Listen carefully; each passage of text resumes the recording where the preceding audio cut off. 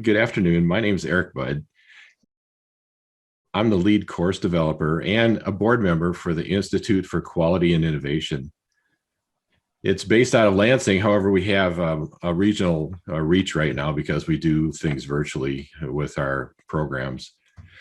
These power hour sessions, as you sounds like you already know, are held monthly at noon Eastern time. And to access the power hours session, you will follow the same directions you used to access this session. If you'd like to book the full live or online course for you or your employees, please reach out to your contact where you first learned about Power Hour, or you can contact me and I will make sure you receive the correct contact information. My email is on the screen, eric@qualityandinnovation.org. I'm happy to be with you today. Today's content, 3 key leadership ideas, has been gleaned from the IQI Academy's course for effective management and leadership. My intention is to give you an opportunity to learn about a few key leadership ideas and concepts and principles. President John F. Kennedy said, "Leadership and learning are indispensable to each other." A leader's role is to learn in order to make better and better predictions. This is because, as Michael Twitty said, management is not playing games. Management is prediction. A leader's role is to learn in order to make better and better predictions because survival is not mandatory. Nearly all our management actions involve predictions. We give those predictions many terms, such as decisions, selections, allocations, choices, agendas, schedules. Whatever the term we apply, we are engaged in making a prediction. If I take this action, then we will get this benefit or see this result. Many leaders miss out on the opportunity to effectively learn from these actions because they fail to see their management work as a series of predictions. Today, we'll talk about 3 areas where leading, prediction, and learning are tightly integrated. We will talk about our data and 2 distinctions we must make if we're going to learn and improve effectively. We'll learn as we review the value of understanding your customer's job to be done. And I will introduce you to a view of your customer's voice of the customer system that makes it possible to know where to take actions to improve customer service. Finally, I will introduce you to 11 concepts from 4 areas of Dr. Deming's system of profound knowledge that impact your ability to understand the sources of performance in your organization and to produce more effective performance feedback. Let's begin our examination of the relationships between leading, prediction, and learning with a look at distinctions that are vital to your ability to learn from your data. When you study data that are collected in your organization, there are 2 types of studies to know about. They differ based upon the actions that you plan to take. The first type of study is called an enumerative study. This is one of the most common types of studies we make in business. It describes the materials or entities on hand. The intention of this type of study is to take action on those things that have been studied. The word enumerative means to enumerate, to count, or see what is. The results of an enumerative study may look something like this histogram. The data tell us only about those things that have been counted. We can only use the results of this type of study to make predictions about individual items in the population being studied, and not about items that we might find outside the study or sometime in the future. The focus of a enumerative study is judgment. The other type of study is an analytic study. The focus of an analytic study is not upon the things on hand, but upon the systems or processes that made or caused the things on hand, and that will make or cause more in the future. The focus of an analytic study is improvement. This chart is also known as a control chart, very useful for determining what actions to take when you examine your data. Don Wheeler said, if we simply want to characterize the thing being measured, if we want to know how many or how much for a given thing or a given time, then we are essentially finished once we obtain our measurement. But if our objective is to learn something about the underlying process that produced the thing being measured, if we want to know something about why there are so many or why there is so much, obtaining our value is just the beginning. So we want to ask ourselves, where is our focus when we use data? Backward looking for evaluation or forward looking for improvement? And actually, we need to look in both directions if we're to gain the knowledge necessary for improvement. Dr. Deming wrote, knowledge is built on theory. The theory of knowledge teaches us that a statement, if it conveys knowledge, predicts future outcomes with risk of being wrong, and that it fits without failure observations of the past. Customers are central to all organizations and job functions. This is because customers, not management, control your organization's future. We can be more effective with our customers if we add these two concepts to our internal maps about how to navigate our customers' world. Jobs to be done and gaps in our voice of the customer systems. Often, an exploration of the customer's needs are the primary source of navigation into a customer's world. While need can be a helpful concept, it lacks the detail and specificity that is provided by understanding your customer's job to be done.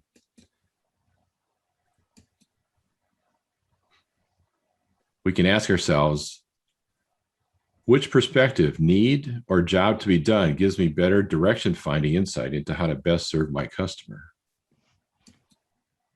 In this example, I have a need for sustenance. And I can ask, which of these suppliers will best help me?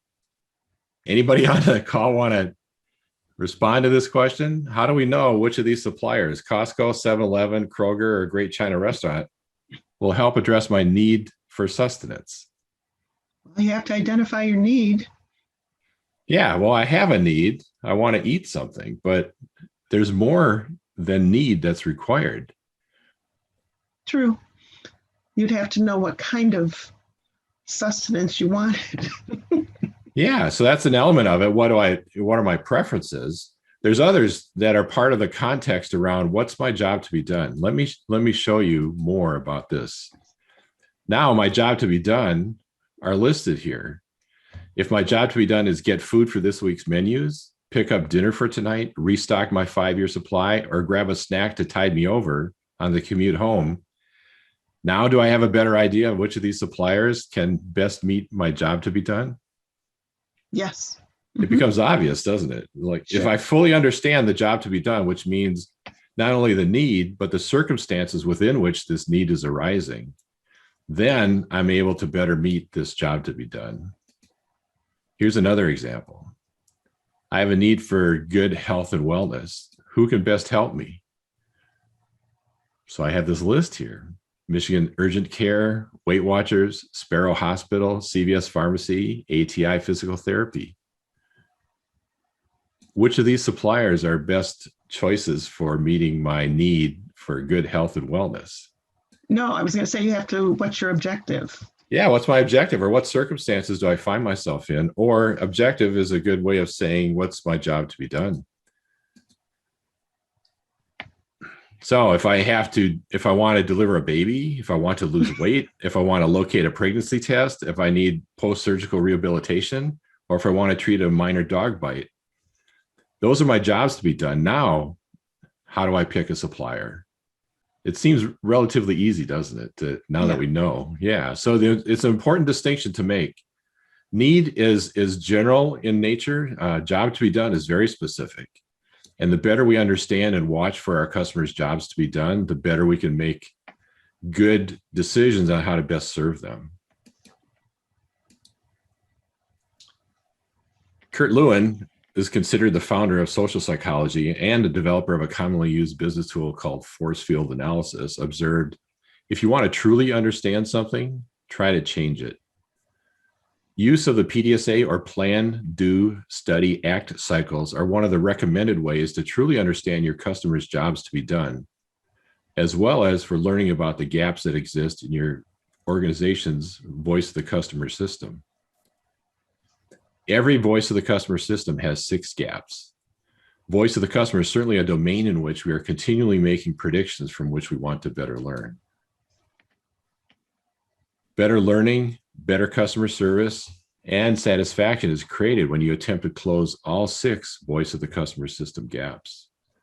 The IQI Academy teaches you about these gaps and how to close them. We've adapted original research from Valerie Zeitemol to integrate with a system view of the organization. Here are the 6 gaps. Gap number 1, customers and their jobs to be done are not known. This gap occurs when the organization does not recognize or understand their customers' jobs to be done. It also arises when customers do not see the organization as providing a means to make progress with their jobs to be done. The first hotel that allowed people to check in before they arrived recognized the customer's job to be done at the moment of arrival is not to stand in a lobby in line waiting to talk to a hotel employee, but to go straight to their room without delay. The original Toyota Prius distinctive design was recognition that buyers had a job to be done that included wanting to be noticed for their commitment to the environment. Gap number 2, wrong customer measures, is the gap between actual customer circumstances, the progress they desire with the job to be done, and what the organization is measuring. This gap is commonly observed in organizations that measure customer service agents by the number of calls handled per hour, while customers are interested in getting their problem resolved in one call with the first person they talk with. Gap number 3, misinterpreting the customer's voice, is the gap between the customer's actual job and circumstances and what the organization has comprehended and understood about that job and circumstances. We think the customer wants a 1/4-inch drill when the customer really wants to hang a picture. 3M adhesive removable hooks are an example of closing gap number 3. A common gap number 3 example is the belief that no news is good news. Yet another example can be seen when Amazon donates computer devices to schools, while what student families want is connectivity and access. Gap number 4, miscommunicating customer requirements, arises when the organization plays a version of the game of telephone. The gap gets created with the degradation of customer requirements as interpretations of customers' job to be done, which already have been filtered in gaps 2 and 3. And as they're translated into the language of internal requirements by succeeding parts of the organization. A customer wants a project to be completed on time. In their world, it means on the specific date of the deadline they have, not earlier, not later. In the supplier's organization, on time can turn into meeting internally set dates for completion, which is AT&T's method for evaluating on-time performance for their fiber optic cable installation projects. Or, as is the case in the shipping department of one electronics firm, where on time is defined as 2 days early. Gap number 5, quality intentions and processes are misaligned, is the difference between the actual product and service delivered by your organization and what your organization intended to produce in order to perform the customer's job to be done. This gap is quite often created by uncoordinated departmental targets or cost-saving initiatives that result in new levels of required approvals and signatures. And finally, gap number 6 is the gap between the customer's actual satisfaction with their progress in their job to be done and the organization's ability to measure and understand it. It can be seen in organizations that depend solely upon survey responses for customer satisfaction data. Gap number 6 also occurs when there is failure to observe customer hacks or aftermarket add-ons, as well as an organization when an organization does not integrate warranty, complaints, or repair data into their understanding of customers' true satisfaction. So before I move on, any questions or comments about the 6 gaps in your voice of the customer system? Good. We're good? Yep. Okay. I'll continue. Becoming a truly effective and impactful leader of people requires knowledge of all 4 areas of the system of profound knowledge. These 4 areas are appreciation for a system, understanding variation, the theory of knowledge, and psychology. This is one of the slides I sent out pre-event email. If you didn't get it, please send me a note and I will be glad to make sure that you get a copy of the materials I sent out. Application of these 4 areas of knowledge are integrated into this checklist for an effective feedback process. Today, we'll touch on 4 out of the 11 checklist areas.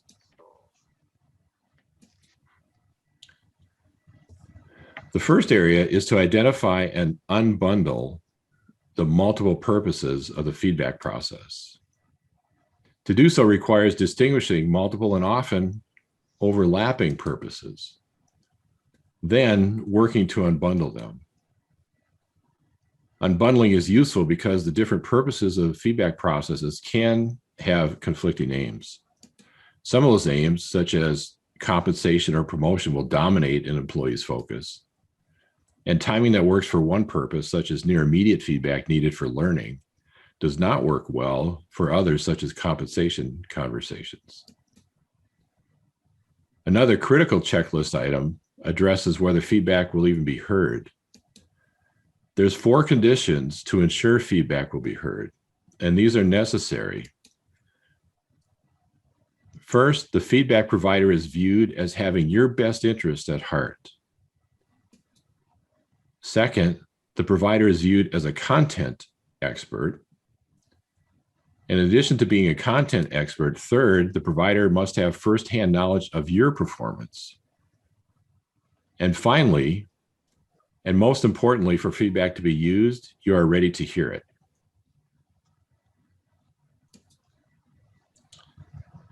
Both givers and receivers of feedback are impacted by the 90-30 rule. Forms of this rule are labeled as the IKEA effect, Dunning-Kruger effect, and self-serving bias. The rule says 90% of people think they're in the top 30% of the population. Now, in the feedback world, this is a two-edged sword. For most people, feedback conflicts with their self-image. If a person believes they're in the top 30% of the population, hearing a message that says otherwise will create an internal conflict. The feedback giver may no longer be seen as a trusted source of feedback, regardless of the facts surrounding the feedback. The other edge of this sword is that feedback providers view themselves with this rule as well. This creates a perspective that almost no one else performs as well as the feedback provider could, and thus are deserving of feedback from that perspective. In order to maintain the 90-30 rule ratio in the feedback provider's mind, others must fall into the 70% below the top. Whether giving or receiving feedback, the 90-30 rule presents a powerful challenge to useful communication between people. The last checklist item we will review is item 10. Are we providing leadership or managing defects? Deming said basically what is wrong is that the performance appraisal or merit rating focuses on the end product at the end of the stream, not on leadership to help people. This is a way to avoid the problems of people. A manager becomes, in effect, a manager of defects.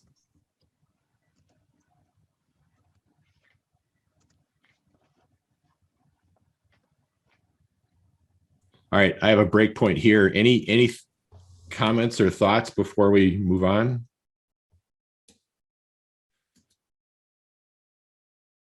So learning occurs on the court and not in the stands. As with riding a bicycle, the only way you learn to apply these areas of knowledge is to attempt to improve and transform your own processes and systems.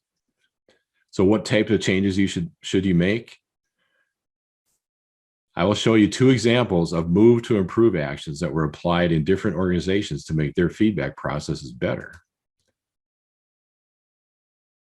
Kerwin Charles, Dean of Yale School of Management, said, "I believe we should be open to revision, especially those of us in a leadership role. If events prove you wrong, you should not feel belittled by that. You should just pivot and change after due diligence has been done. Information has been acquired and some reflection has occurred." The leaders in the following example experimented with many prediction and learning cycles before developing the after version of the process that I will show you. The physical setting is simple: a table or desk with the manager on one side and the employee on the other. The documents used consist of the manager's evaluation or rating of the employee. The gist of the words spoken by the manager are, "I'm giving you a rating of 2.8 out of 5. The employee thinks, but does not say, "I did work this year worth at least 4.7. And this formal meeting is held annually. Now, when we compare it to the 11 principles in our checklist, this process gets all thumbs down. These are the moves that were predicted to produce a better process. The annual review became a monthly conversation. The backwards-looking rating evaluation became study of data from the system focused on a specific key characteristic. The hierarchical seating of appraiser across from employee became partners working together, shoulder to shoulder, working toward a shared objective.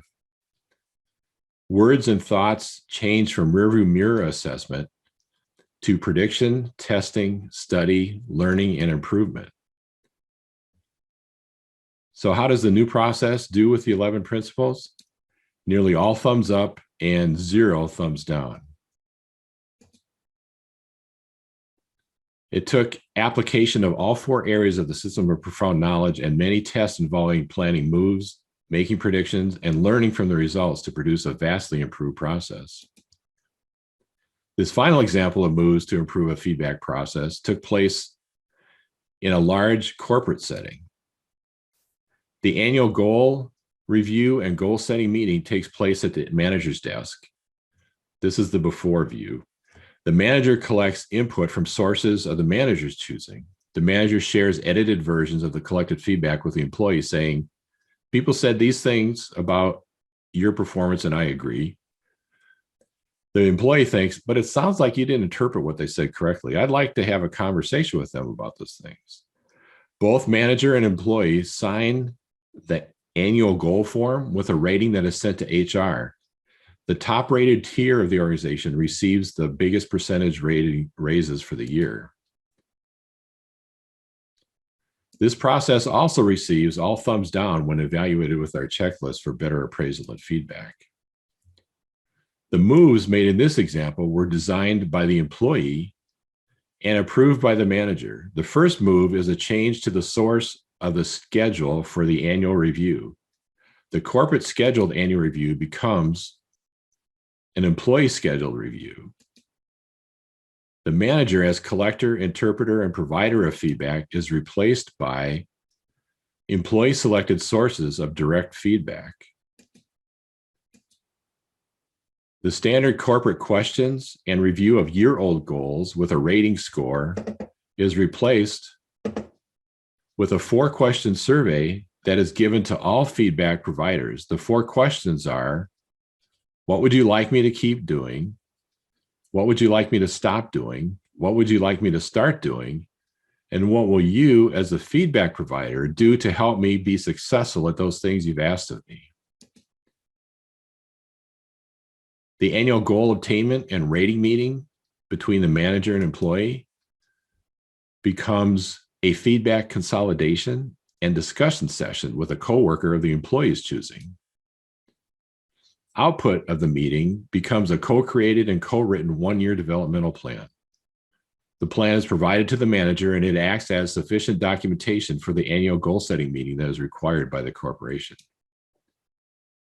Here is the before-after view showing all the moves made to improve the process. This new version of the appraisal and feedback process gets all thumbs up from the 11 principles checklist. In conclusion, it is the role of a leader to learn in order to make better and better predictions. Learning to make better predictions is especially important in the realms of data, customers, and people. This concludes our discussion of the 3 key leadership ideas. The full Academy course is an intense 6-unit multi-session leadership course that provides remote live instruction with personalized training and coaching on the organizational improvement project of your choosing. Contact me to learn more or visit the IQI website, qualityandinnovation.org. So feel free to contact me to talk more about any of the concepts and ideas in today's Power Hour. Do you have any other questions or comments? Oh, hello, this is probably another person. I joined a little bit late, but thank you very much. It was useful. Well, thank you for joining. I appreciate your time today. Interesting ideas. Excellent. Were you able to receive the email that I sent out ahead of time? Yes, I did receive, and thank you very much for that. So the PowerPoints are good, and I like actually the quote that you mentioned about if you want to learn about something, then try and change it or something like that, which is really a good idea. It's a very powerful principle. Okay, so Thank you for joining today. Thank you very much, Eric. Yep. If you have any questions or thoughts, feel free to share them with me. So thanks for joining us. Bye now. Bye.